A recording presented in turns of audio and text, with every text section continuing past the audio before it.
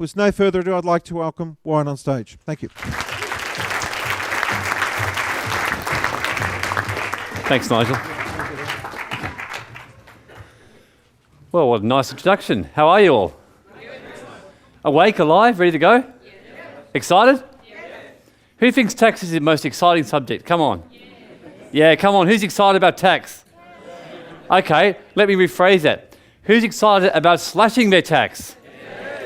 Who's excited about keeping scumbags away from their assets? There's plenty of them, believe me. Who thinks the government takes far too much from you? Plenty? Okay, well, let's do something about that today, because it's all great to come here and learn how to buy properties and build investments and build your wealth, because that's what gives us a lifestyle that we're looking for.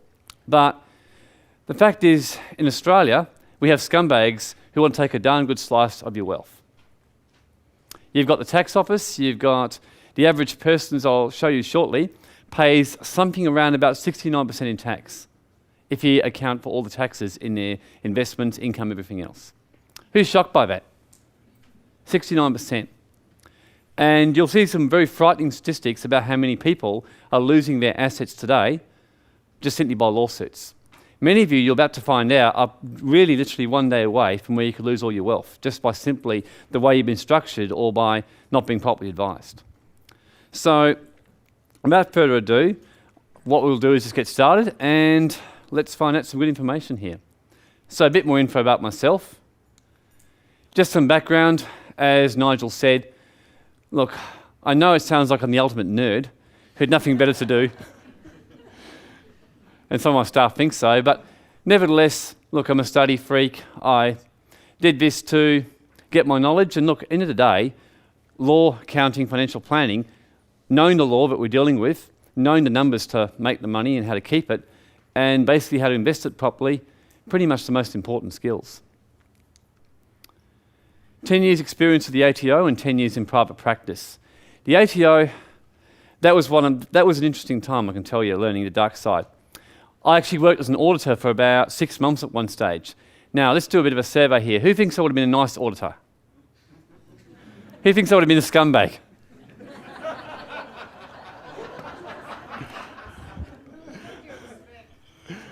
I know, I put myself on the line. Yeah, well, I must admit, I was a bit mean. One of my meanest efforts as an auditor was I had to audit a lady and do a desk audit on her for receipts and claiming of logbooks. And she gave us a logbook. I went through it and I thought to myself, this looks a bit funny. So I actually went and got a Commonwealth car. I actually drove most of the distances to check out whether they were right or not. Actually went out over a 2-day period and did it, and found out most of them were basically fabricated.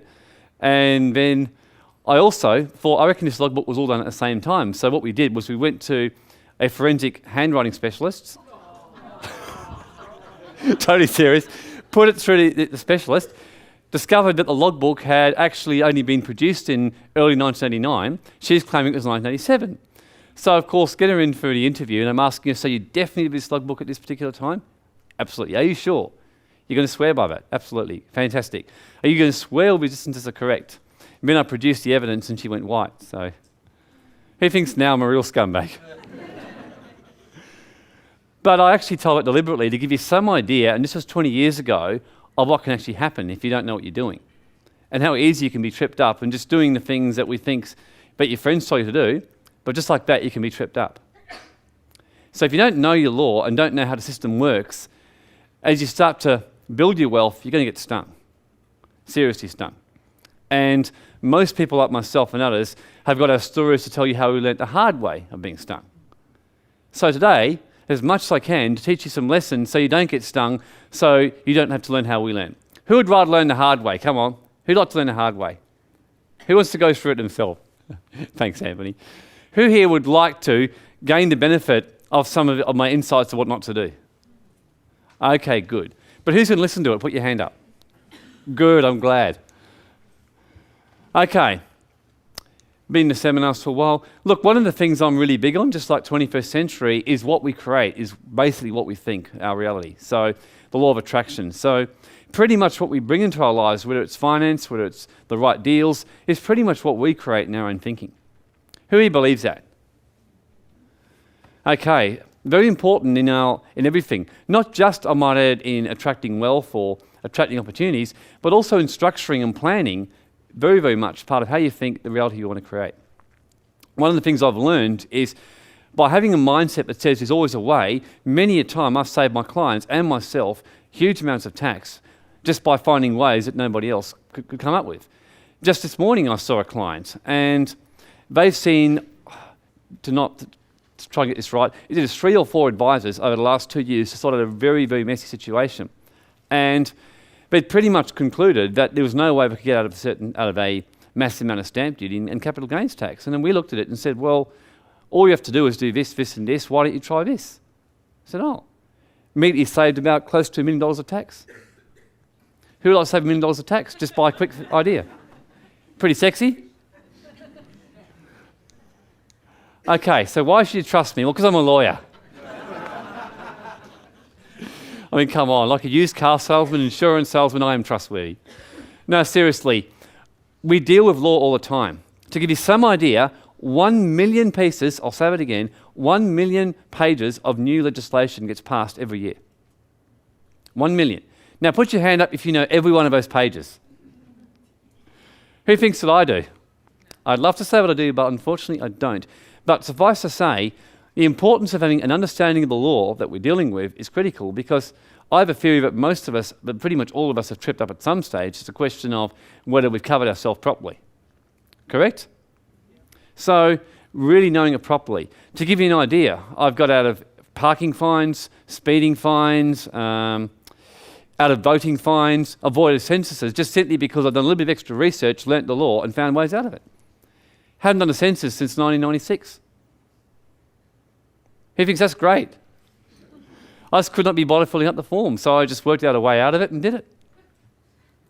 Basically, I tripped them up with when they came to the door, I did a series of legal questioning on them, tripped them right up, got them, and they had to basically walk away and say, that's fine, you don't do the census. Got my partner out of a parking fine just last year doing that. Just simply by looking at the way the notice was drafted and going through it and finding ways around it. And I just asked them one question, and in response to the question, I tripped them up. I got them to admit that the driver couldn't possibly have been her. And then, once I got them to admit that, I got them to accept that it was one of 3 or 4 males who could have been a driver. I just happened to be one of them. So, pretty much chase up any one of us one by one and find out, so they gave up. Is that cool? But in other words, it's the same with everything. Tax, structuring, it's just thinking out of the box and having that knowledge and also knowing the right people to go to. And that's really how it all works. Why else an accountant? I've got numerous jokes about accountants, but I don't have time to tell them to you, unfortunately, right now. But seriously, again, accounting's all about figures and numbers. And anyone here read Robert Kiyosaki, Rich Dad, Poor Dad, Cash Flow Quadrant? Yeah, pretty much most of you. With that book, one of the things Robert Kiyosaki says is anyone who's serious about building wealth, so put your hand up right now if you're serious about building wealth, and I mean serious. Okay. One of the things you need to do is not just rely passively on your accountant, but have some knowledge of accounting and numbers yourself. Otherwise, guess what? You're going to get in a strife. Some of my biggest mistakes I've made in business is when I haven't properly understood something and I haven't had time to learn it, so I let someone else do it for me. And before I know it, I've looked one day and realised I've made some mistakes that's cost me a bit of money. So make sure whatever you're doing, you have some understanding of what's going on, enough to know that if whoever you're working with is doing a good job by you. Fair advice? I do that with my health. Although I see specialists of my health, I know enough about health to know who's good. Okay, financial planner. I don't do a lot of financial planning, but I have got the qualifications to do that in terms of investment. Okay, just 3 main things I'm covering today in this presentation. The first one is how to protect your assets. Now that's critical, and I'll show you shortly why it's critical that from day one in your wealth structuring plan, whether right now you've got no money or whether you've got a lot of money and you haven't structured right, the importance of right now from this day forward, structuring yourself right and having a plan to do so. Secondly, just a little bit about how tax works in relation to property investing and other things, and how you can make sure you keep your tax to the bare minimum. I think it was Kerry Packer, his exact words quote, so I'm just quoting Kerry Packer. He said, anyone who pays more tax than they legally have to is a bloody idiot. Exact words he used. And superannuation, how to buy property in super. So usually we find, just put your hand up if you don't have a lot of money to buy a property, but you have got a fair bit in super. Anyone here? It's normally a few. Well, you may be able to use a super fund to get you started in investing in property. So I'm going to cover briefly on that. Problem we've got right now is too much tax. And the other problem is the fear of losing assets. And I can always show this one pretty simply. If today, imagine a scenario. Imagine that you've just discovered that you've lost absolutely everything. Everything you've worked for, all your assets, you now have no assets. Put your hand up if that would cause you some stress in your life. Okay, most of you. Now, put your hand up if you believe it would cause some stress in your relationship with your partner. Okay, most of you again. The family court statistics show that the greatest cause of divorces is what? Money. Spot on correct. So don't just think of me as a lawyer, accountant, financial planner. I should have also put their relationship counsellor. Okay? So I'm your psychologist here, helping you here to shift through and move through these fears. And the best way of moving through these fears is knowing the variables, knowing what you've got, knowing your assets are protected so you can sleep at night with peace. Sounds good? And you'll see shortly that the fear of losing assets is real. And if you're like, now I'll be fine, I will show you very shortly why no, you won't necessarily be fine. And I'll put it this way. A lot of people say to me, look, Warren, well, at the end of the day, I want to put out positive vibes, you know, the law of attraction. I mean, I don't want to think this negative stuff. It'll all work out just fine. Well, I say to people straight away, do you have car insurance? If they say yes, straight away, what's my response going to be? Well, you're being a hypocrite. It conflicts with what you've just said. Because if you truly believe everything will work out fine, then why would you get car insurance? Does that make sense? So why do you get car insurance? Anyone want to answer me? Why do we get car insurance? Peace of mind? From what? Financial loss? Like what kind of loss? Yep. So you crash your car, cause damage to your car and somebody else's car, and suddenly be up for, say, 80 grand or 100 grand, correct? Especially if your car is leased. Imagine you've got a 60 grand car, you've leased it, or you've got hire purchase on the car alone, and suddenly you've just lost your car. Would you be in a bit of a pickle if you didn't have insurance? Okay, so we have insurance for that. So, okay, now put your hand up if you've fully insured your net worth, which means you're completely protected. You know this day, if anything went wrong, you got sued, your wealth is protected. Put your hand up. Okay, a couple of people. At least there's a couple, but a lot of you, that means right now, your wealth is at risk, at serious risk, as I'll show you shortly. And it causes stress. Now, what happens to our creative energy and our ability to think outside the box when we're stressed? Goes right down? Correct. When we're at peace of mind and we're relaxed, that's when we can think clearly. Now, what's the fail solution? Really what I call passively or blindly trusting your accountant to fix the problem. Now, again, we need specialists, but what I'm saying to you is don't just blindly trust your accountant. If your return is wrong and your accountant's prepared it, who's responsible, you or your accountant? Anyone know? Yeah. Spot on correct. Because if you look at the bottom of your tax return, you sign, I declare that the information is true and accurate. So if you don't have some understanding of what your accountants put there or what they're doing, and you sign it, what are you effectively doing? You're just assuming and going by hope. So you use accountants to advise you, to show you, but making sure you do it properly. Same with lawyers, I might add. Same with anyone. You've got to have some knowledge to what's going on if you're serious about being wealthy. And I'm presuming because we're here and we put our hands up now that we are. Is that a fair assumption? Yeah. Great, okay. So the successful solution, the problem is what I call blindly trusting and doing nothing about it. Exactly Sasha's last overhead of the guy with his head right in the sand. I thought it was a good one. The successful solution is learn how the law works. Educate yourself. Understand tax and asset protection laws, which means have a basic understanding. Now look, I'm not a doctor in health. I can't sit there and tell you every little detail about health, but I know enough to fix flus. I know enough to look after myself. I know who to go to when things go wrong. I know generally that most doctors that I've come across, unfortunately, are absent in knowledge in a lot of areas. I've learned about nutrition and basic things like that, alternative forms of energy, sort of healing, whatever. So I've done my research. So when I go and see people, I generally have a very good idea. Likewise, we all must do the same with our tax, asset protection, and our business. Correct? If you're going to do something, we do it properly. And one of the biggest things I notice at seminars, and generally like this, is this. If we're going to go and be an engineer, what would we do? Go into uni, do a degree? Great. What would we do if we wanted to be a doctor? Go and do a degree? Correct. Okay, so what would we do to become an investor and trade the stock market? Learn. Well, go and learn it properly. Yet most of us just jump in and speculate and hope, not learn it properly. If you want to do a business, what do we generally do? We just go and just start it and hope it works. That's why 80% of businesses fail in the first 5 years, and I think it's something like a further 80% of the 20% that remain fail in the 5 years after that. So 10 years later, only 4% survive. Is that pretty compelling? So who wants to be in the 4%? Only some of you do, but that's fine.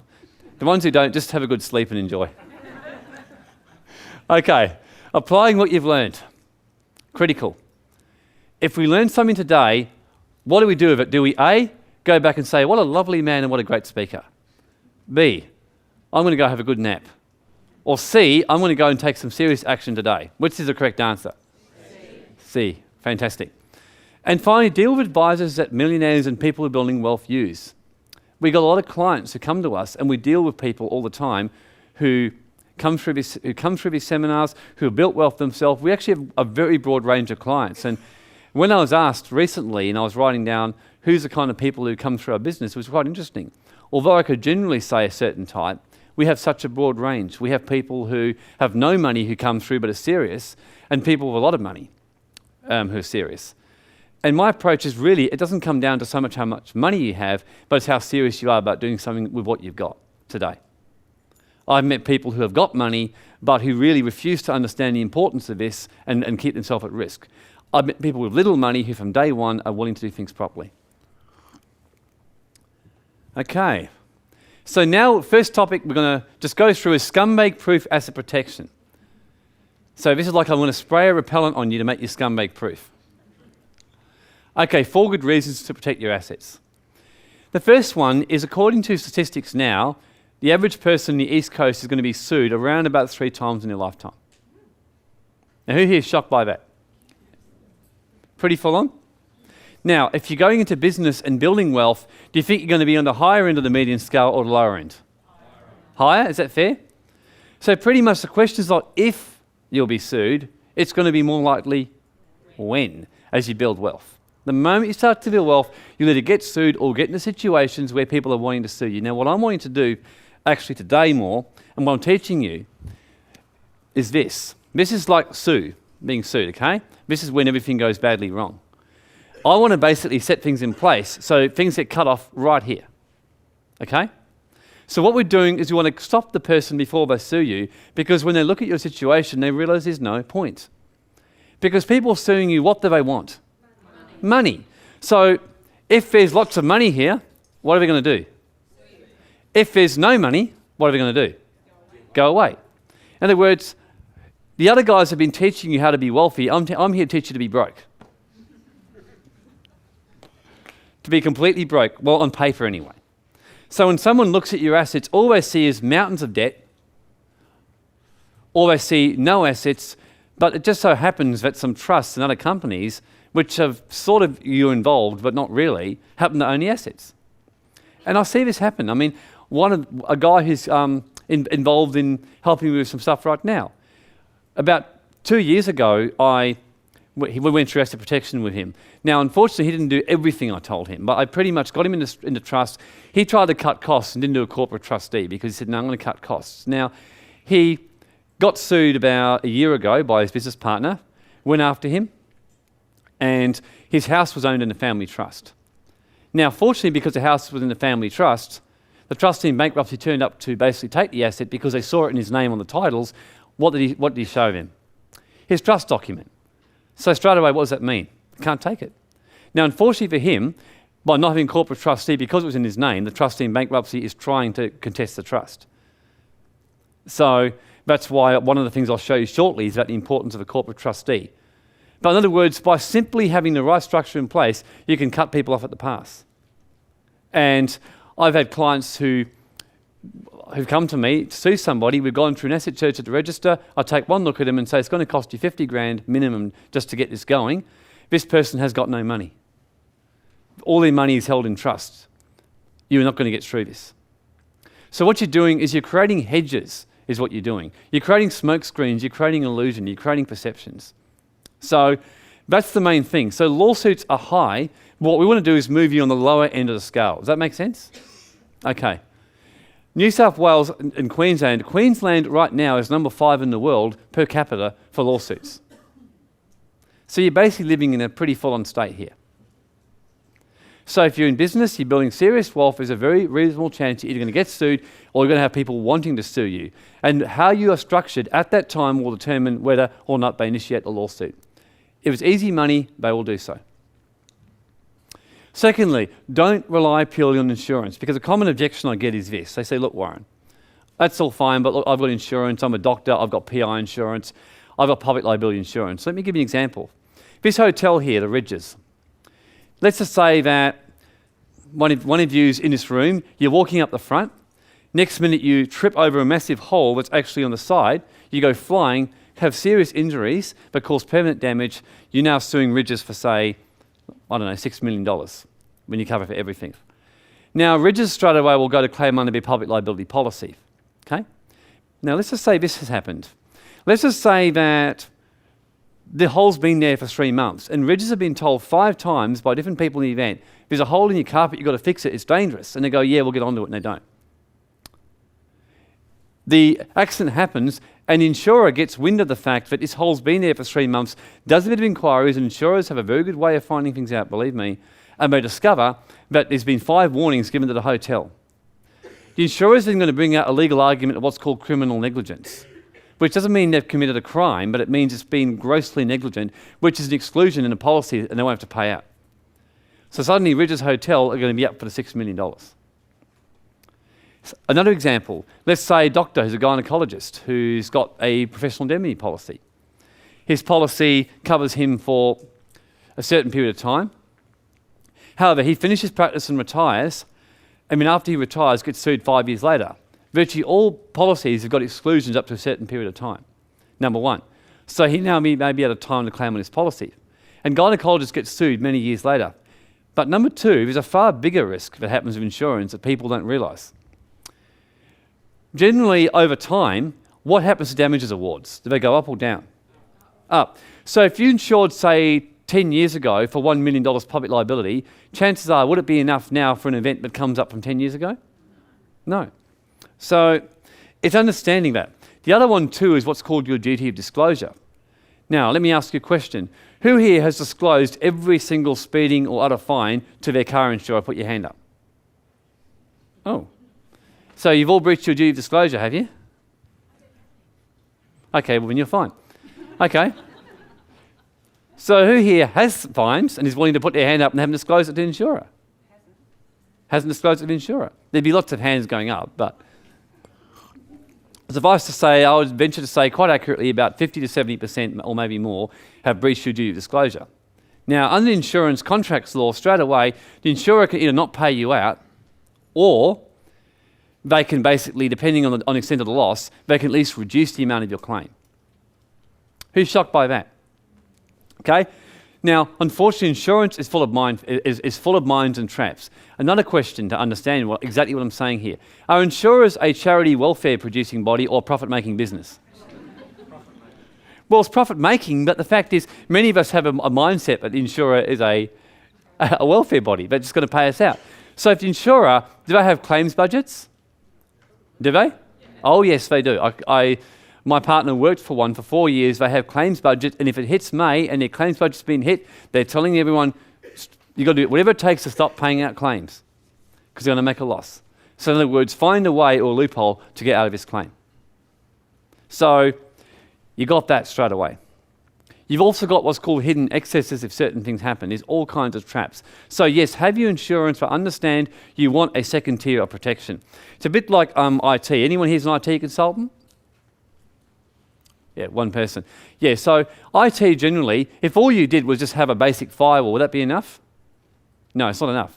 You need to have other things like virus, Trojan protection, a whole lot of other things. So there's normally 2 or 3 layers of protection and security on your computer at least, am I right? Yeah, to make sure you're protected in your system. Likewise with assets, you want to be protected at a few levels. You want to be protected at the, what I call insurance level, like the first tier. But then if they get through the insurer and the insurer doesn't pay you out, you've got your structure sitting over above that to make sure that you're protected and you're safe and you've got peace of mind. Is this good? Yep. Okay. Let's keep moving through. Third one, governments want your money. Don't steal, the government hates competition, if that's what that says. In other words, actually one of the biggest causes of actually losing money in lawsuits is by which person? Anyone guess? Governments. Exactly right. ATOs taking action, or spam authorities, or some other authority or trade practices. So one of the biggest threats is protecting your assets from governments. Legally. And the fourth one, as well as governments, everybody else wants a piece of the pie also. So the fact is, especially in America, this is a really big issue. If someone's got an easy lawsuit and they got easy money, guess what? They're going to go after you. And there are people in the US who make a business out of doing it. And Australia, more and more, is happening. Because what people are working out is by suing you, they may be able to get a big payout from the insurer, or if they see you've got money, deep pockets, they want a slice of it. Especially Australia, we've got what's called tall poppy syndrome.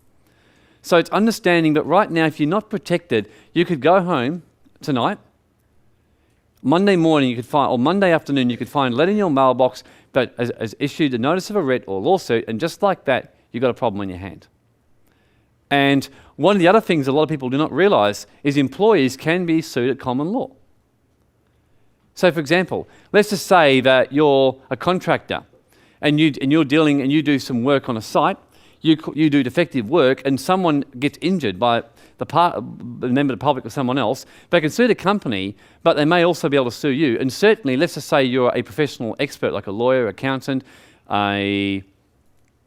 some type of retail salesman, and or web designer, you give advice to the person personally, they can sue you. The case of Horton and Arns shows that, where a web designer gave advice to a guy on setting up a new shopping cart and website. He was completely wrong, cost a whole lot of money. There was a lawsuit that took place against the company, but the company went in liquidation, so they sued the website designer personally and they won. So if you think as an employee, you're okay, or your employer will pay you, well, not necessarily, as Mr. Horton found out in that case. Now, some simple strategies to help you. Just one basic one. Who here is in a relationship of some kind?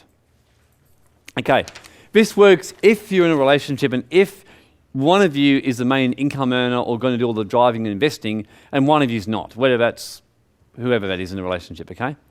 So let's give a simple example.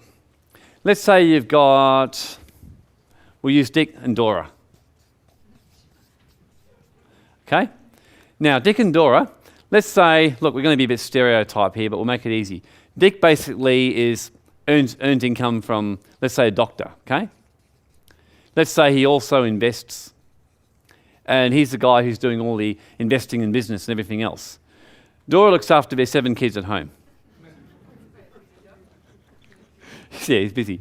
So, out of these two, who's more at risk of being sued, Dick or Dora? Okay, so who should control the assets? And here the words control. Dick or Dora? Are we all agreed on that? Makes sense? Okay. Who should be the one who puts their name at risk on everything, Dick or Dora? No, Dick.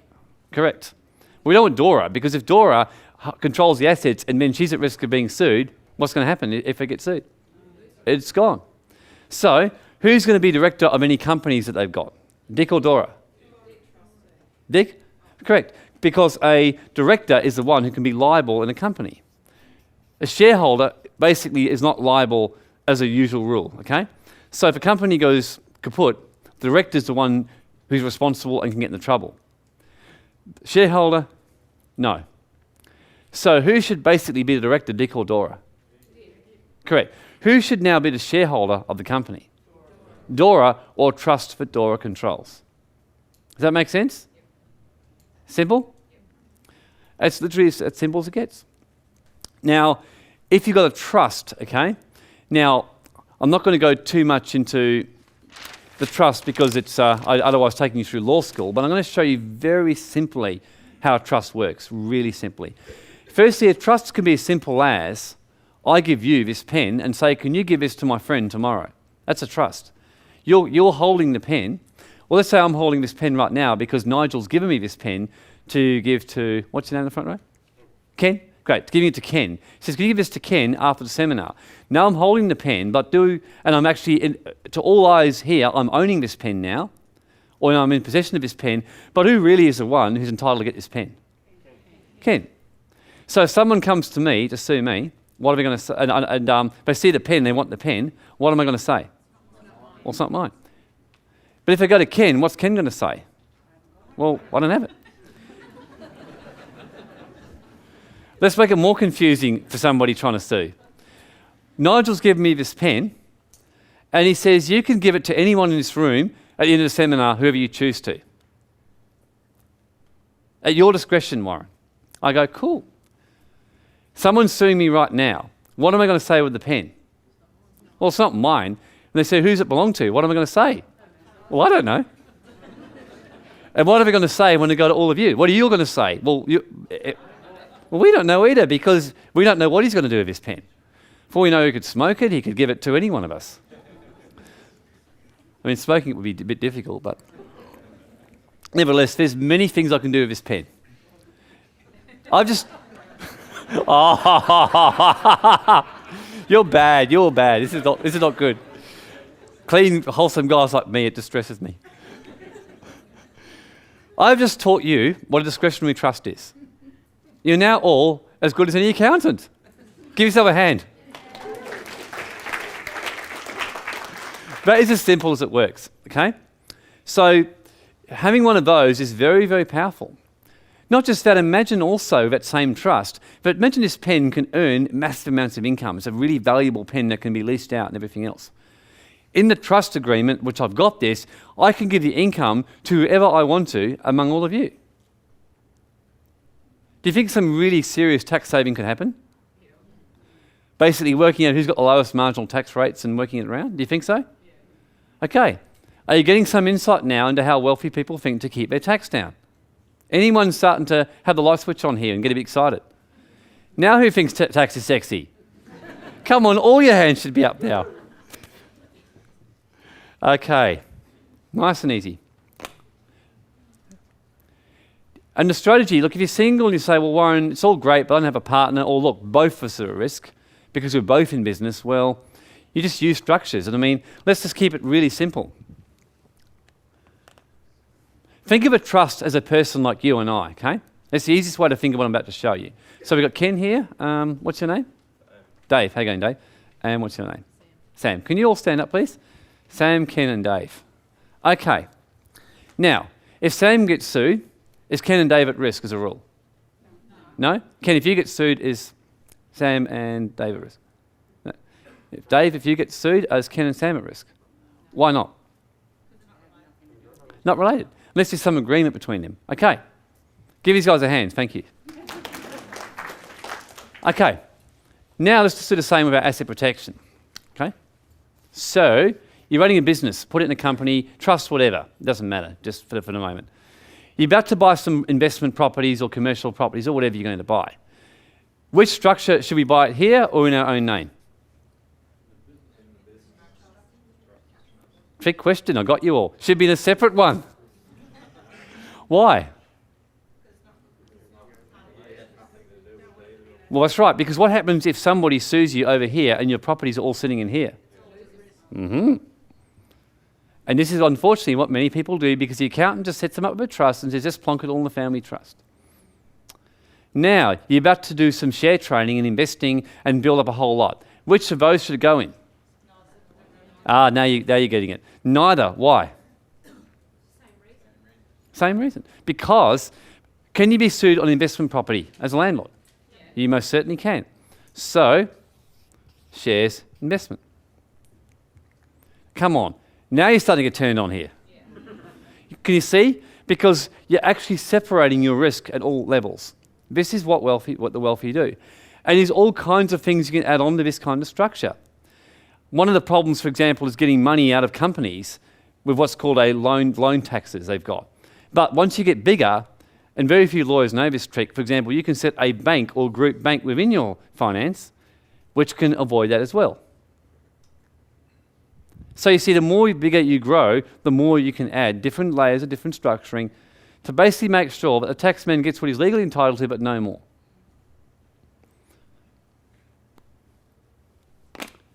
So in other words, you're putting more wealth in your pocket, and you're about to see shortly exactly, on a practical example, how that can be. So multiple structuring is the key.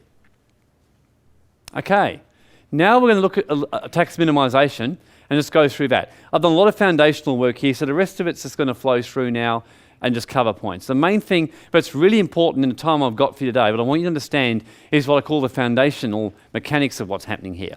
I could sit here and give you a whole big lecture on tax and bore you and say you're all falling asleep and have a good nap, or I can actually teach you stuff that's going to inspire you and actually help you understand. Which one do you prefer? Yeah, exactly, because you'll remember this stuff. Okay, some alarming tax facts. Our favourite president, old George.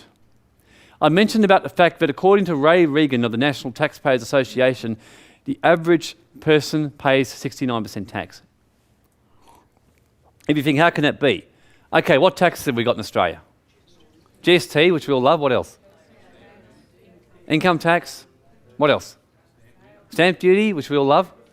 Land tax. Capital gains. Excise. And of course, my favourite, payroll tax. Not really, but it's being very, very sarcastic, by the way. But do you get your drift? There's about 18 to 20 taxes already. So when you drive on the roads, you pay tax. When you now, in most states, when you drive, you pay tolls as well. Council rates, again, most of that isn't for service anymore, it's just tax. You buy property, you pay tax. You buy a business, you pay tax. And if you buy a business, for example, you pay stamp duty, GST, capital gains tax, income tax, and just about everything else on the planet. Because you've got 3 levels of government. So I'm sure you're getting the drift here now. 48%. That's apparently, either directly or indirectly, the amount of businesses that go into bankruptcy liquidation in some way because of unpaid tax debt or the tax office going after them. In some indirect way. It could be a very interesting exercise, if you're ever at the courts, to go down to the magistrates' courts and have a look at the number of actions and the list of court actions each day and see how many are Commissioner of Taxation versus someone. It's mind-blowing. Okay, 1 day per week. That's the average amount of time that a small business spends purely in documentation just for compliance purposes. So 20% of your week is working for just simply making sure all your records are in order to make the taxman and everybody else happy. A little bit nuts. Have a look at this example of just the difference in tax just simply by structuring yourself right, okay? So let's just say that you think, that bloke at the front's fun-loving, he's sexy, he's nice, but I'm not listening to anybody saying. You just go ahead and do it. 46.5% tax, $441,000 is what you're going to have after 10 years, assuming you make 20% return. Okay? It's not too bad. Let's say that you think, okay, you go to your accountant, you just do what many accountants do and just chuck you in a company, you reduce your tax to 30%. Immediately, you've created $231,000 extra wealth simply by having a different structure. Not doing anything more. Not working any harder, any less, you just created money out of what? Out of thin air. Now, let's just say that you decide, I can wait for this money until I'm 60. This is money I'm putting aside to build myself a retirement, and that is so important because by 2028, the estimate is that they're going to go from 4, which is they've got right now, working Australians to every one pensioner, to 2 working Australians to every one pensioner. What's that going to do to pensions in Australia? Straight down. We're going to means test it out of existence, or we're going to get rid of them. So, just by putting it into super to make sure by 2028 you've got some, you're going to immediately have an extra $318,000 again. Is this really good? Yep. And if you pay 0% tax, look how much more you've got. Who wants to know how to pay 0% tax? Great, let's go to Fiji. Not really. But no, I'm giving an example there. I mean, practically paying 0% tax is not something will usually happen, unfortunately, in Australia, but nevertheless, it's just giving you an idea of what tax savings can make. Let's make it 20 years. Is that wild or what? 841,000 goes up to 1.6 million, which then goes up to 2.9 million, which then goes up to 5.2 million. Crazy, isn't it? So, how can you slash your tax? Just simply using the right structures immediately, I've just shown you. So most of you, I've just saved you a whole lot of tax if you just do what I tell you on the structures from day one. My trust saves me so much tax every year, seriously. So much tax. Every year I just pick up my trustee, get on my knees, and I just kiss it, and just thank it for being in existence. So you've got so many taxes to pay, you want a strategy to minimise it, but legally without doing anything stupid. Income tax, capital gains tax is the big one. You pay that on rents. You pay that when you sell your property, you're going to pay capital gains tax. So very important with the right structure. Trusts allow you to split the income. Again, give you an example. Assume you've got a trust. Now, generally, it would be a family trust anyway, so only if you're family, but let's assume we're all a happy family here. And I'm the trustee, you're all the beneficiaries. Let's say that I've made $1 million capital gain from the sale of the property. Now, if it all goes to me, I'm going to end up paying tax, even after the 50% discount you get on property, around about $230,000 in tax. Is that a lot? Let's say that I can split some with my partner, and I might be able to get it down to about $180,000. And then let's say that I can split it among a whole number of people, I might get down to the point where I virtually pay no tax, or pay like 40, 50 grand. Imagine if I could split that $1 million between all of us here. How much tax do you think we pay in the end? Virtually none, if you've got the right people. So that's why capital gains on property. So when you're buying it, structuring it in the right structure from day one and understanding all the variables. Stamp duty, land tax, GST, all the things that you pay. GST more on developments. Land tax, be aware that in WA, for example, if you ever buy property in WA, you can actually, just simply by using trust, you can slash your land tax quite significantly. In WA only, okay? I've heard rumours, and we're just looking at it right now, that Queensland have got the same loophole, so we're looking at it right now. So you may have the same loophole over here. So I'll keep you posted on that one. So the idea is income splitting. You don't want to feed the tax man, okay? So I've mentioned here about siphoning off your rents through a trust on positive cash flow, reducing capital gains tax when you sell your property, okay? So trust, I cannot emphasise enough how much. Even if you don't have a trust, having the property in, say, your partner's name or somebody else who's on a lesser tax bracket can save you an absolute fortune depending on the property. The thing is, with a lot of variables to understand, and I'll give you just a quick example to understand the variables when you buy a property with tax. See, your accountant might say to you, let's say that I'm buying a property, for example. I might be buying the property, and let's just say, I don't know, I'll make up a price. It's $600,000. Let's just say that the property is going to have a negative gearing shortfall each year in the beginning of $15,000, okay, per year.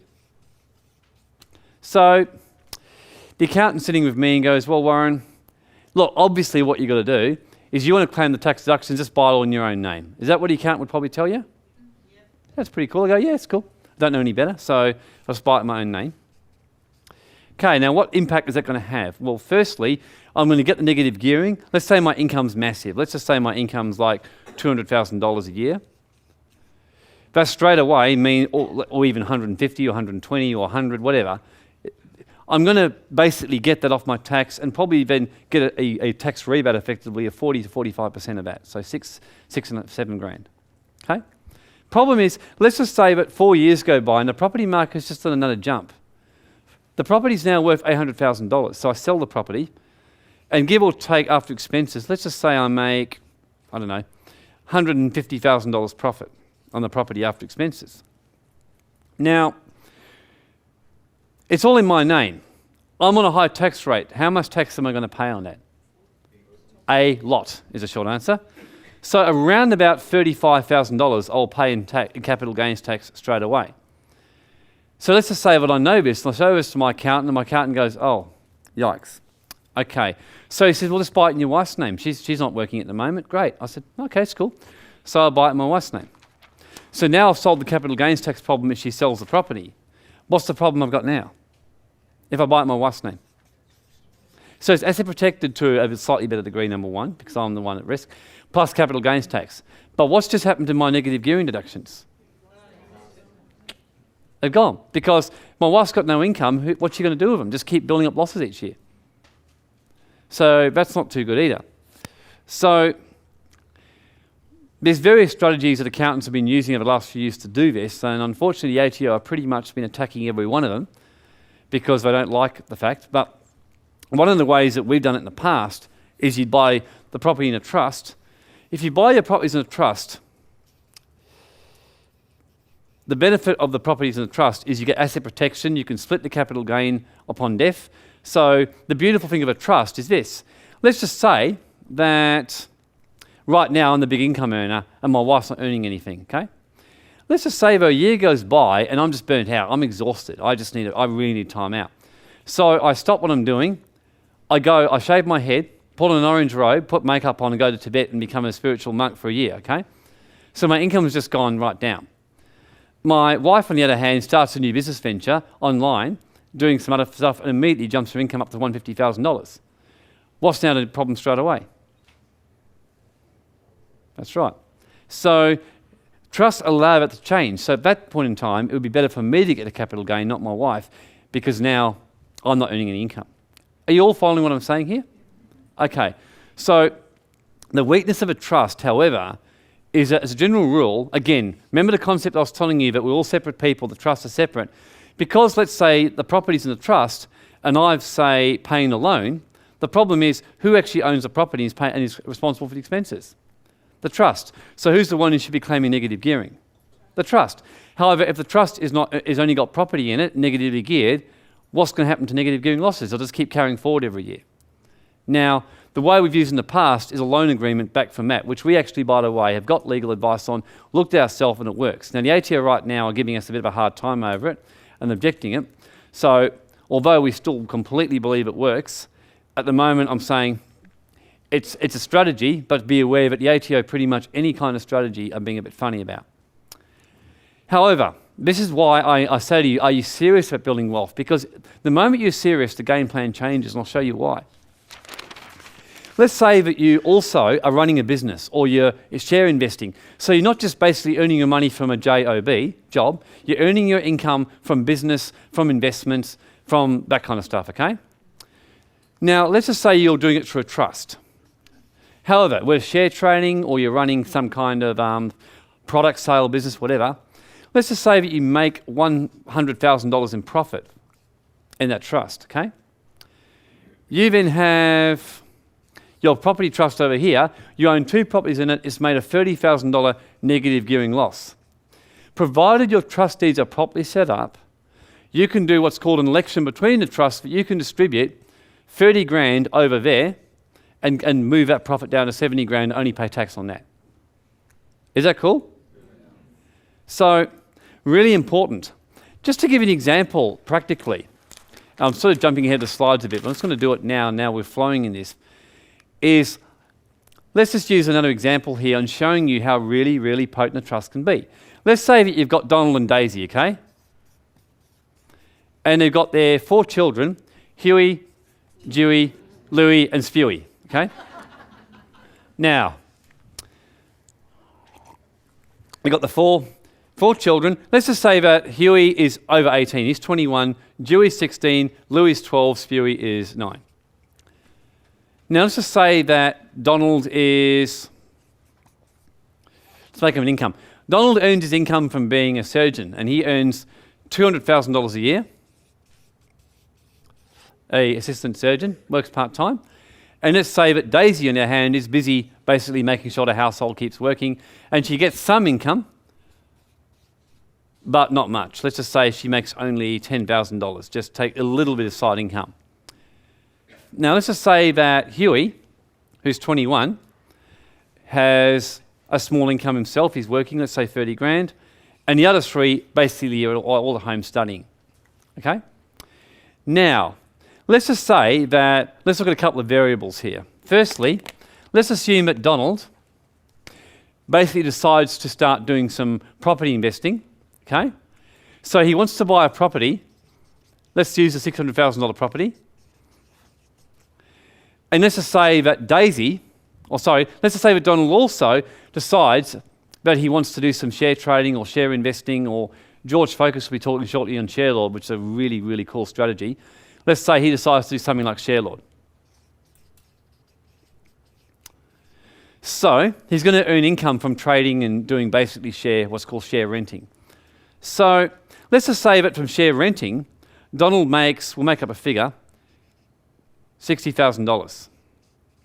Okay, or let's say $80,000. Let's make up a figure. Let's say $70,000 income from share renting. All fantastic. Now let's look at firstly what happens. If Donald had the $70,000 in his own name, how much tax is he going to pay? Heaps? About 30 grand? Yeah, about 30 grand. So the 70 grand will reduce to about 40 grand. Okay? Now, let's assume that Donald thinks, oh, well, I'll be smart, and he just does it all in Daisy's name. Tax will be a lot less, obviously. However, what's the problem there? Anyone guess?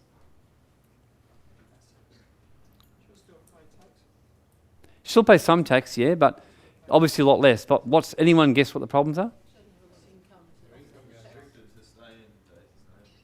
That's right. Let's just say that exactly, Donald quits and Daisy starts doing other income. If you're going to have to change the arrangement, and straight away, if the ATO look at it more closely, they might just argue, well, look, this is just really done for tax avoidance purposes. Even worse, let's just say Daisy has nothing to do with it. It's in Daisy's name, but Donald does everything. Now, there's always good ways you can present to the ATO, but the reality is I find a lot of people, when dealing with the ATO, don't know how to deal with them. So if the ATO realise that you're basically doing all the work, Donald's doing all the work, but Daisy's got it in her name, what are they going to say straight away? Well, come on, yeah, it's a sham. It's not a realistic arrangement. They'll undo it and hit you with penalties and interest. So, by doing it through a trust, however, they can split the income. So rather than paying 30 grand for being in Donald's name or taking a risk in Daisy's name, they might just say, well, look, we can give $2,500 each to each of these three children before paying any tax. So underage children under 18, you can give $2,500 each tax-free. So immediately, $7,500 is tax-free. So that now reduces the profit down to $62,500 left to distribute. The rest of that can be distributed between, let's say Huey might take some and Daisy might take some, but basically by the way you do it, they only pay 15 to 30% tax maximum. So at the end of the day, after the children are taken off, the tax is going to go right down. But here's another really, really sexy example. Let's just say that Donald and Daisy are really into giving to churches, okay? So they like to give, say, 10% of their income or so to churches. For ease of numbers, we'll make it $7,500 to make this $55,000. If Donald and Daisy make a $7,500 donation to a church, is it tax deductible, yes or no? Yes. Trick question, no. Churches are not an approved charity. The answer is no.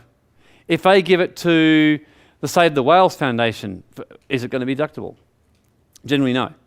So unless they're actually registered as approved recipients or approved as benevolent, no, they're not. However, if they make their church a beneficiary of their trust, guess what? Tax effective. They effectively can get a deduction for the money they give to any charity. Yes, named or the trust deed allows it effectively or effectively incorporates that class, yeah. Who thinks that's really cool? So pretty much any charity can be covered by that, provided it's a legitimate charity of some kind. So by the time you finish, that $55,000 is going to end up being somewhere around about $15,000 tax. Now, how much was Donald going to pay in the beginning? So we just cut Donald's tax in half by doing what? Nothing.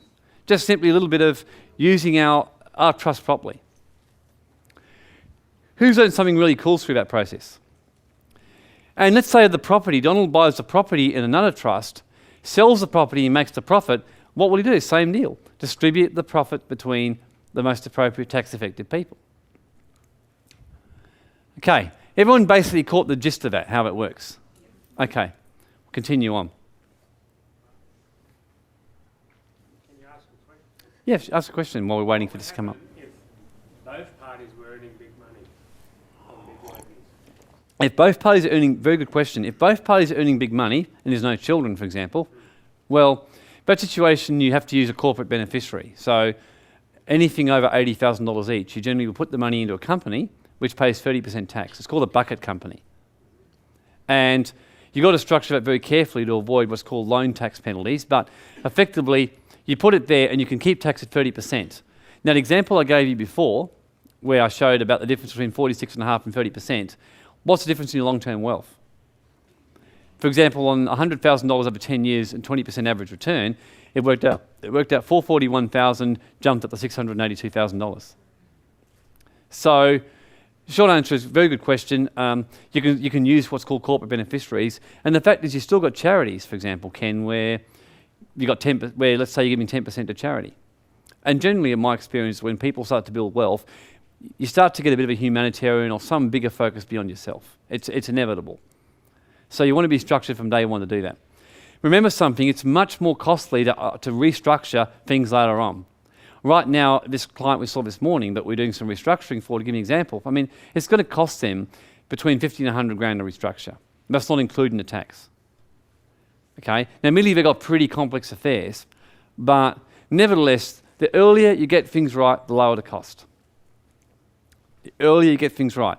The other rule is too, you've got what's called a bankruptcy 5-year timeline. So once you do a restructure or change, in most situations, you're going to have 5 years that the trustee in bankruptcy can claw it back anyway. So the sooner you start, the better. Now there are ways around that clawback, but I always assume it exists because in some cases you won't be able to get around the clawback.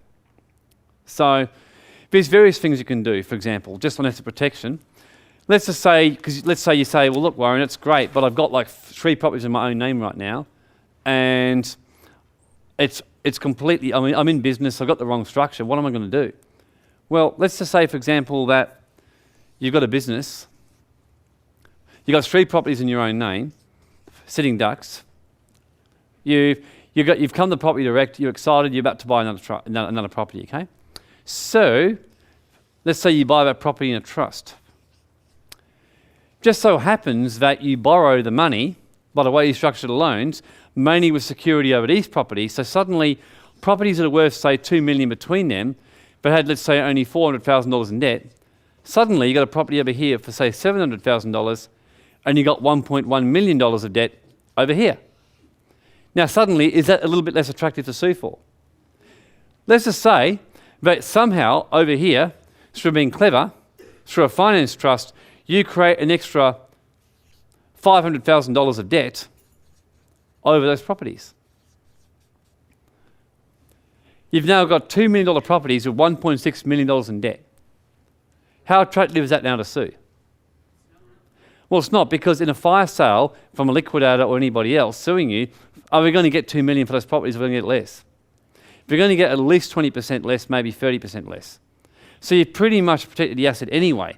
So without having to transfer the assets into a new trust, because you'd pay capital gains tax and stamp duty, so you might have been up for a couple of $100,000 or more, maybe a few $100,000. With just basically, by being clever, you might pay 20 grand by the time you've done all that, or 10, 20 grand, but suddenly you've absolutely slashed. You've paid like about 1/10 of the cost, and you still got the same result. Who thinks that's fantastic? We all should be. It's great. There's so many ways to skin a cat and do this and protect your assets, build wealth. And my experience are, everyone I know who's wealthy pretty much have got at least some level of structuring in place, and the really best ones have got everything absolutely watertight. So day one, you want to be educated, you want to do this properly. Okay. Again, who's with me? You're not falling asleep here? we need help. Everyone needs help. Well, that's the idea, isn't it? We're here to learn and to do this well. So look, I've mentioned the negative gearing problem. Look, I'm just going to move through this one. I've mentioned about companies. I'm just going to go to this one here. Don't use a company in its own right to buy and hold property. This is an absolute golden rule. You should write this down, write it on your hand, put a stamp on, whatever it takes to remember it. Tattoo it on yourself. Do not basically buy and hold a company, or buy a property through a company, buy and hold. Now, I stress buy and hold. Developers regularly use companies, that's fine, but because you're going to lose your 50% capital gains tax discount. It's not available to a company. So you'll pay twice as much tax when you sell the property. So that makes it your O&A, your offer acceptance, absolutely critical. If you're going to be buying a property, let's make sure you don't just buy it in the name of the company. Buy it in the name of the company's trustee for the trust, and make sure your structure is set up before you buy the property. People go and make an offer, try and change it later on, and don't realise that you're going to get double stamp duty. Seen it happen. So let's just say you got the Donald Duck Company, Proprietary Limited. When Donald Duck buys that property, he's not just going to put Donald Duck Proprietary Limited. It's going to be Donald Duck Proprietary Limited as trustee for the Donald Duck, say, Property Trust. Okay? Now you're seeing why I told you about the importance of learning the law from day one. This is the kind of stuff that trips people up all the time. And is the kind of things that are the normal mistakes everybody makes when they start out and lose a lot of money, and then say, great, I just had a valuable learning experience. Who wants a learning experience, or who wants to be saved from financial loss? Correct. Pretty easy. Okay, let's just keep moving. So don't use to buy and hold. I've mentioned about family trust. I'm going to stress that issue about control, not own. That's the secret of a family trust. If I am holding this here, and it's this pen, again, it's valuable, and I can give this to anybody in this room. Let's say the way the deed works is that, what's your name, sorry? Brett. How you going, Brett? Brett might control the trust, but he doesn't actually own the assets. Okay? The key of a trust, I've mentioned about directors and shareholders. Let me just quickly touch before I move on and move into the last stage of my talk. There's a key player in a trust you must understand. You've got the trustee. So in my example here, I'm the trustee of the trust, okay? And all of you are what's called the beneficiaries. However, the key person who's the puppet master who controls the puppet, because that's all it is a puppet, is the appointor. That is the key person in the trust. The appointor, this is gold, this is magic. I've been able to, just by simply this thing here, be able to transfer assets among family at no tax whatsoever. Just simply by knowing the fact that the appointor's changing does not create any tax issues. Not just that, the appointor is the critical key as to who, in a lawsuit, actually controls the trust. So what's the difference between a director of your trustee and the appointor? Okay, good question. You've got a trustee company over here. You've got Donald and Daisy. Donald's director, Daisy is a shareholder. That is trustee for the Donald Duck Family Trust, okay? That's the trustee company. Donald's the director. That's just a puppet. The beneficiaries are the children, whoever else. The appointor is going to be Daisy because Donald's a surgeon, okay? Daisy or Daisy and Donald, it depends on the type of trust. That means, let's just say that the trust, appointor can sack the trustee at any time. So although Donald's the director of the corporate trustee, is really Donald of any importance in this trust? He's a puppet. He's Daisy's puppet. Of course, most of the wives and ladies say about their partners, we're your puppets, right? But basically, that's the idea, puppets. So very important that your trust deed, you have the right appointor. Recent cases like the Rich Star case, the West Point case, and a few others are showing that is gold. And the courts are showing a tendency now, whereas in the past, that was sacrosanct, that you may be able to get your trust hammered by having the wrong appointor. Okay? In other words, there may be ways through the trust. Up until 3 years ago, that wasn't a risk, but it's just starting to show signs. But you've got to make sure your appointer clause is absolutely spot on. Okay. So, I've gone through an example, negative gearing. One thing about trust, don't buy your family home in a trust as a general rule, because you're going to be paying, you'll lose your principal residence exemption, okay? You lose your family home. Now, that's not always the case. I own my family home in a trust because my risk of lawsuit is high. Not just that, you can, if you're at high risk of being lawsuit, negative gear your family home using a trust if you do it properly. So I've effectively done that. But again, as a general rule, you don't get proper advice before you even think about doing that. Just a quick point on deductions, just the normal stuff here. Home office, if you're using it. Negative gearing, so things like your repairs and maintenance on your property, travel to your property a couple of trips each year. The ATO accept a couple of trips each year, so if you've got a property in WA, you can fly over a couple of times a year on the taxman. And the big one to write down is capital write-off. If you're buying a building, get a quantity surveyor to value the property or the cost of the property, and you can claim 2.5% the cost of the property as a deduction each year against your tax. So it beefs up your negative gearing deduction considerably. So all the normal things you can claim. So I keep it simple with deductions. I don't do a big spiel on what you can claim and what you can't claim because you won't remember most of it anyway. Just the key ones is the travel, things like that, and keep all your receipts, okay? Keep all your receipts. The one I will just briefly touch on a little bit more is if you're going to buy courses to educate yourself to buy property. And I'm sure that's very relevant to a lot of you. We've got pretty much hot off the press with the ATO because the ATO, we've been going through things with them and can pretty much tell you that the ATO's view is if you're not earning any income from basically property renting or whatever else, like as a business, and you buy a course investing property, it's not deductible, okay? If you buy, say, a share trading course and you're already earning income from share trading or you're running a business of share trading, that's fine.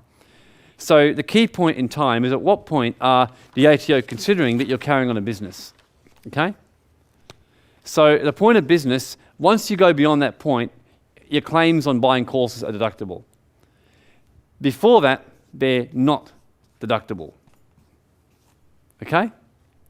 So generally, e.g., share trading, well, have you got a trading plan? Are you live trading?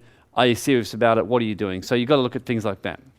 So if it's, say, buying property, if it's property development you're doing, well, comes down to the course when you started developing earning income. Be aware the ATO are quite strict on that one, so they're taking a fairly strict view at the moment. So, but again, in saying that, perception is everything, and sometimes you can very easily create the business, not by doing anything wrong, but look, one person could be a business one way, another way. You could be running a business, but if you say the wrong words to the ATO, remember, ATO auditors are there to generally trip you up and get revenue for the tax office. They have budgets, just to give you an idea. They do. ATO auditors have budgets. So they're there to basically, they're naturally suspicious, so if you say the wrong words, bang, you're gone. They'll just say, right, we're disallowing it.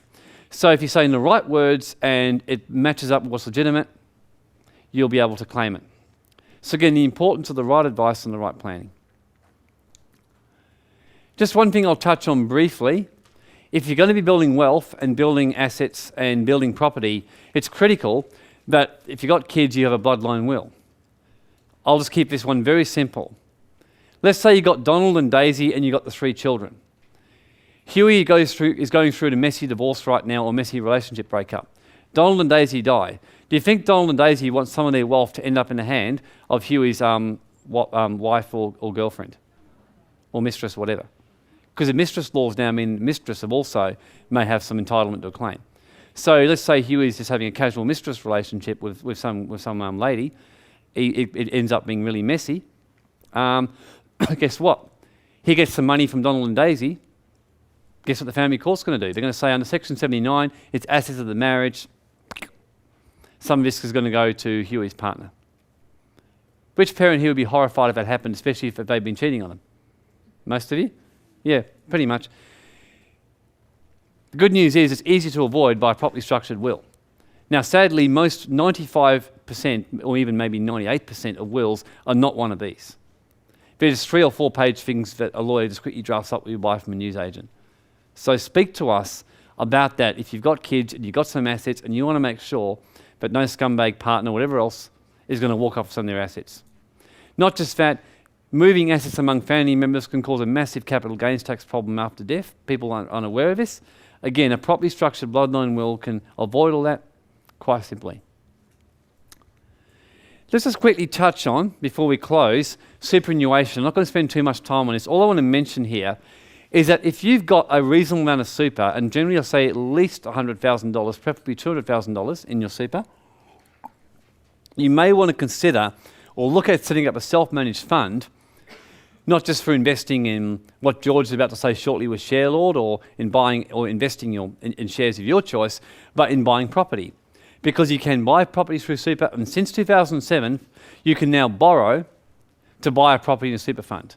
Generally, you cannot borrow in your super fund. You can't margin lend in a super fund, anything like that. Can't trade forex on margin lending. You've got to be careful with CFDs in it. However, you can, provided you use a special type of arrangement, which I won't confuse you with, what's called a bare trust arrangement. You can basically buy property on debt from the bank. Generally, you'll need at least 70% LVR with super funds. Banks are still getting used to this, so they won't do above 70% LVR. Okay? So the short answer is, the good news is if you've got money in your super fund, you may well be able to do that. Be aware also, you pay only 15% tax, I've already mentioned before, up until 60, and after 60, if you convert it to a pension fund, you pay no tax.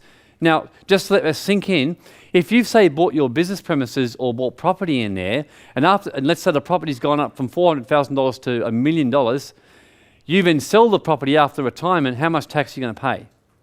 Zero. You have just funded your retirement tax-free. Is that fantastic? Let's say you've got $2-3 million bucks of shares in there, or you bought them for $100,000 and now worth $2 million over a 30-year period. You sell the shares to fund your retirement. How much tax are you going to pay? Zero. Yes. Which I might add changes my example earlier considerably, because I showed you over 20 years investing $100,000.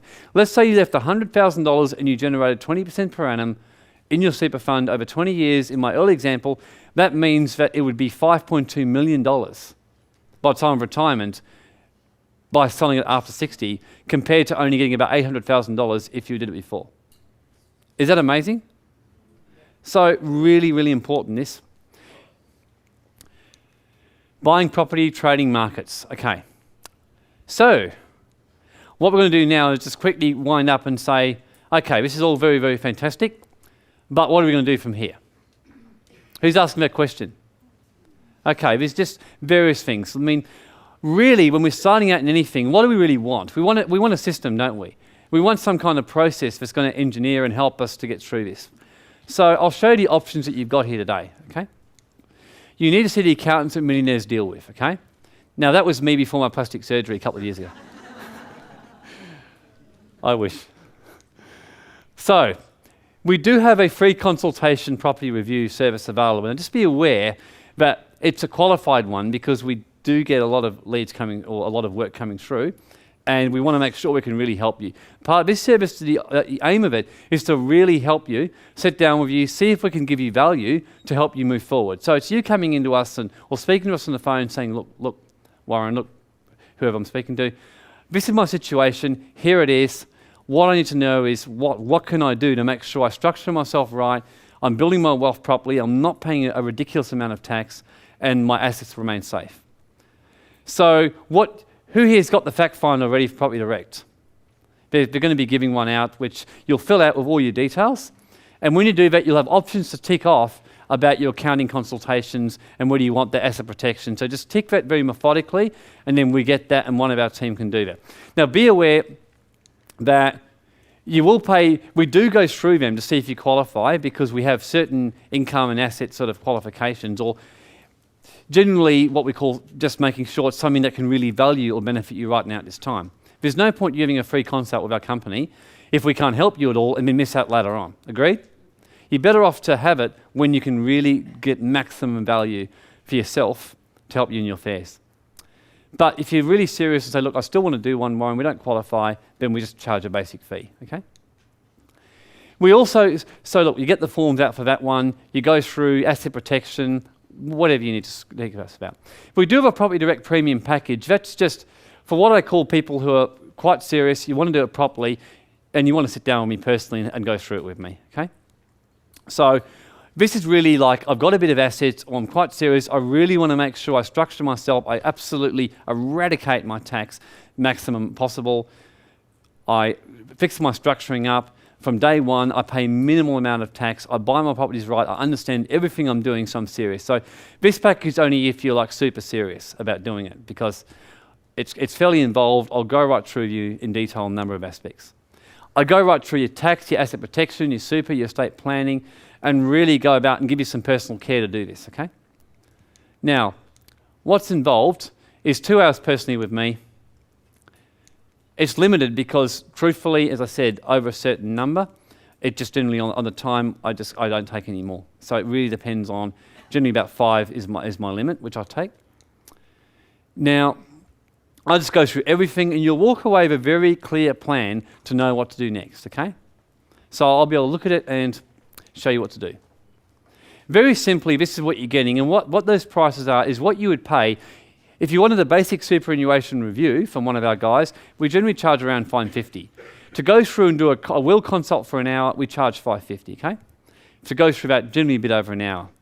Generally, 2 hours of me, look, really, I actually don't do that generally as a rule apart from packages, but that's just a roundabout what I'd be saying. And a written structuring plan. Generally, if you came to us, and that's at a very basic level, mind you, these values, as I said, the structuring plan we're doing right now for some clients, we've quoted about $10,000 to go through everything because it's so involved. So around about $2,750. Okay? So, $4,950. That's my friend, not really. $4,950. So, 2 installments of $995 each for that. So it's $4,950, or if you pay up front, basically $1,750. So look, I deliberately do this. It's extremely good value. You get 2 hours of me. I sit down, go through with you, and basically give you a basic plan as to what to do to move forward with, okay? And with that plan, just so you know the process, at the end of the plan, you'll be able to sit down and say, I need to do this. Either we can help you further, or you can go back to your accountant, whoever you're dealing with, and you can get that plan implemented. Is that good? So look, it's just basically you get 2 hours of me, which means a consultation. It's normally a 2 consultation process. The first one is really fact finding, so I can then go away, look through things, and then the second one is a follow up to show you what to do and structure yourself properly. Now, as I said, with clients today, for example, I helped just by simply with my friend, we knocked about $1 million off the tax liability they're going to have, just simply in 10 minutes, just by looking at it and using our creative brain, which 4 advisors have not been able to find. So that gives you some idea. With a very leading figure over in my own state a few years ago, we saved him $1.5 million in tax by simply doing a perfectly legal 100% strategy, which again, 3 advisors had missed, caused a massive tax implication for them as a result of their estate. So pretty much you'll be getting a sit down there, have a look, saying what we can do. So the value is pretty much immeasurable. I say to people very simply, I resent paying, say, even $2,000 if I get nothing back. But I'll pay $50,000 if I get $500,000 back. Are we all in agreement? Yeah, and that's pretty much the philosophy that I absolutely guarantee I'll work with, and I guarantee that completely. So as I said, you've got to be ready to go. Now, the Premium Package Elite, very quickly, all that is that's if you actually want a structure. You not only want to see me, but you actually have to get a structure right now for your property, a company in trust. You know you need one. You want some education. You get free the $495 CD, which I've done, which was a 4-hour asset protection, tax planning, education DVD, which you also get your structure included, which we normally charge $3,500 just on its own. And look, basic questions, you can email me anytime with basic questions, okay? I stress basic, but basic questions, you get access to my email, okay? Now, so that's what you get. So that's basically the value of what you would get to do that. So that's $11,445. You had absolutely everything up which I've shown you. Now, that one's obviously a bit more. It comes to about half the price, $5,985, payable at $9,297 or $997 per month over a 4-month period. Or you pay up front and you get $4,997. So in summary, what you've got is this. You've got a standard package. That's just you want to see me, you want to get started, you want to know, but you want to specifically deal with me. Also, before that, we've got the free review option, which means, look, I just want to talk to one of the guys. I don't care who I deal with. It doesn't matter I deal with Waren or one of my team. And my team are fantastic and they can help you. You might say, look, I'm more serious. I really want to see Waren. I want to have down to talk to you. There's my standard package. The third one is, look, I want to sit down with you, Waren, and also I've got to get a structure, and pretty much by doing all that at once, getting your company and trust set up, you get that, you get the DVD and everything included. Everyone got forms? Who's got something out of this today? Who's excited now and ready to go ahead and structure and make some money? Well, guys, you've been fabulous. I've enjoyed this. Look forward to being part of your team moving forward. Thanks.